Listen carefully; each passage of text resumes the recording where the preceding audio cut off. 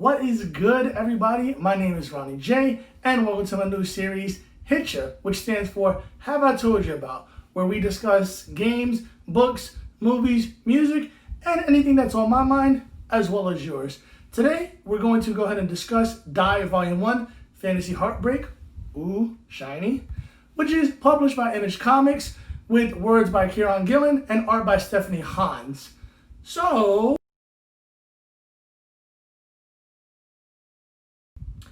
Die Volume 1 is about 6 kids who enter a Dungeons and Dragons style game, or D&D for short, and they are magically transported into the world that they built themselves.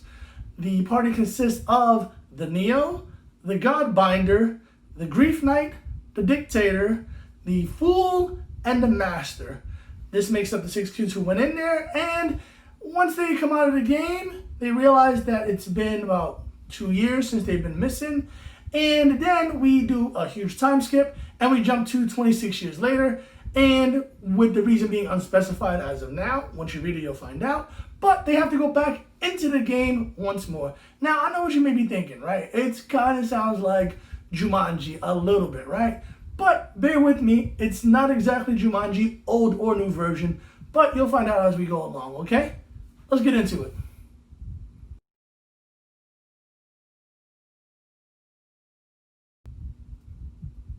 All right, so let's talk about the world building, okay?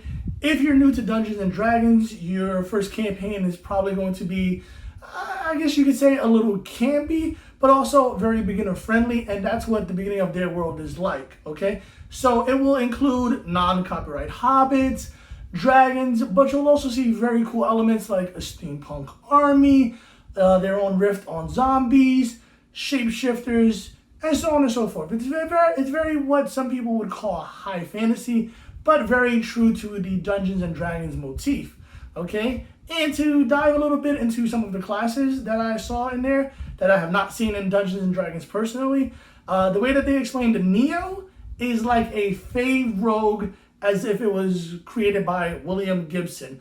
Don't feel bad if you don't know who that is. I had to Google the man myself. And I'll touch on one more class, which will be the Grief Knight.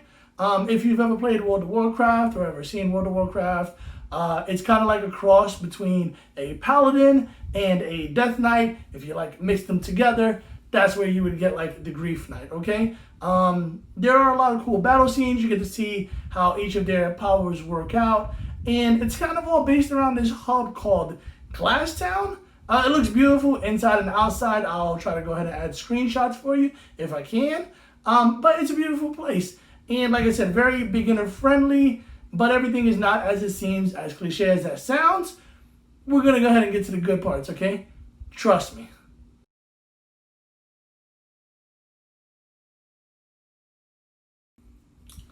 Speaking of grief, I understand that this comic can get very heavy-handed at times with depression, grief, sadness, despair, and a whole range of emotions that you'll feel. I will tell you right now that is not 100% what the comic is, but if you have struggled recently to deal with any sort of grief, sadness, or despair, or any mental issues or illnesses, probably using the wrong verbiage, but I do apply. But I'll just say, if you don't like dark and heavy-handed tones, I would recommend steering clear of this. But to give you an example of what's in store for you if you do proceed to read, I'll show you a scene, right? So there was a time when mages were taxed on casting heavy spells, so they wouldn't create a free enterprise of rogue mages doing things for gold, right? The penalty for casting a very high-ranked spell was a memory loss, okay?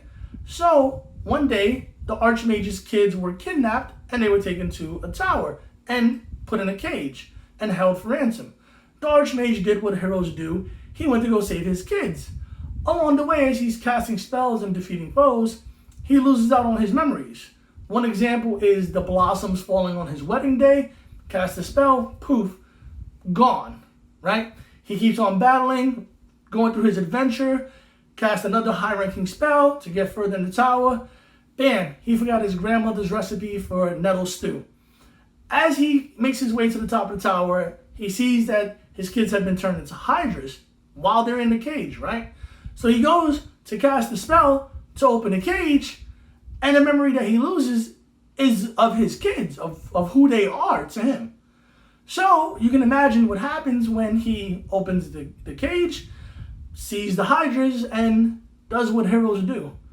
So again, I would like to take this opportunity to reiterate, it is not all sad, but I do understand that some of the parallels drawn between their fantasy lives and their lives outside of the fantasy world draw parallels to your life in general. So yes, I personally experienced some parallels, so be warned, but like I said, I personally find it to be a good read. Next, we'll go ahead and discuss the art a little bit, okay? Cool.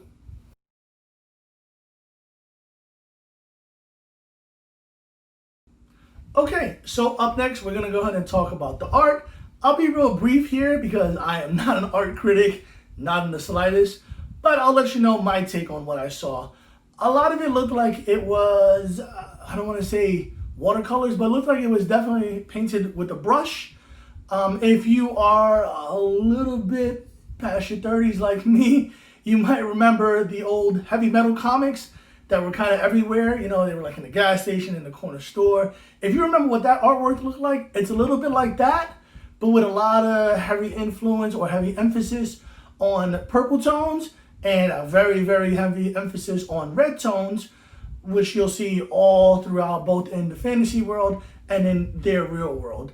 So again, if you like that heavy metal aesthetic, if you like brush painted colors and you don't mind that, and it doesn't look like a traditional, say, X-Men comic book or the classic stereotypical comic book, and more like a graphic novel that's hand painted, go ahead and stay tuned and read on.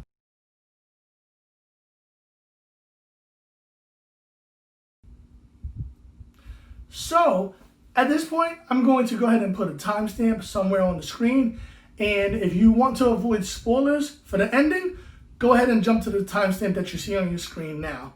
Okay, here's your spoiler warning. We're going to discuss the ending in 3, 2, 1.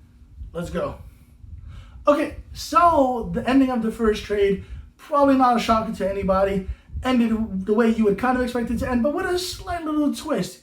You find out that the zombies in this world, or as they call them, the Fallen, are actually players who failed to escape the game, who failed to win, and they're stuck in the game now as the Fallen. So personally, I liked it. It was a nice little plot twist because it gives our protagonist a reason to keep coming back to the world. Okay, so when I say real world, I don't mean real world as in, you know, they lose the game and something happens in the real world. Not directly, okay? If you become the Fallen, that means that you don't go back to the real world, which means you are missed. Yes, it has that direct impact. But what I mean is that it gives our protagonist, who can go in and out of the game, a reason to keep coming back instead of just saying, hey, I won the game, I'm going to go ahead and escape, and that's it. Like in Jumanji, we saw that the game can spill over into the real world.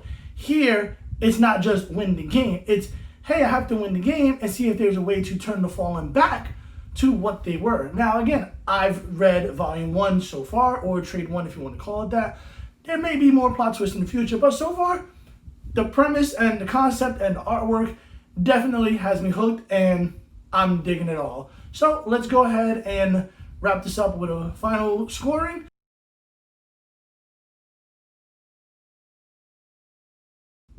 So with that spoiler out of the way, let's go ahead and get into scoring. So I like to go ahead and give it a 4 out of 5. While it is very high energy at times, it has cool combat scenes, I do understand that the grief and despair and sadness can be a turnoff for some folks. Personally, I like it because it gives the characters depth and what I call realistic characters in my own head canon. That's what I like, but I digress. I give it a 4 out of 5. Love the artwork, love the writing.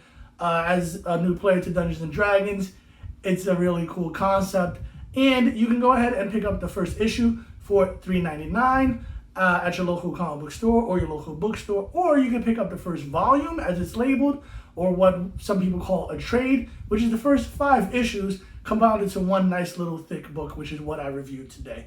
Okay, if you do go out and pick it up, or even if you order it online, you know, amidst all this chaos, remember to try as you can your best to support your local comic book shops and your local bookstores, okay?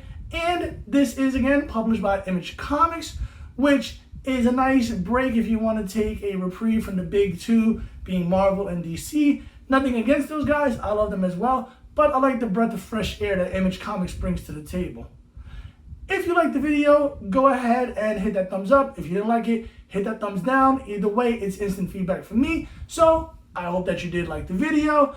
If you want, let's go ahead and discuss it down in the comments. Please, no spoilers. You know, if you want, try to be as vague as you can, or just drop a comment saying you liked the video, you liked me, you liked my background, or that you're just having a good day in general, okay? Again, my name is Ronnie J. This is my series Have I Told You About, and I'll see you on the next roll of the die. Later.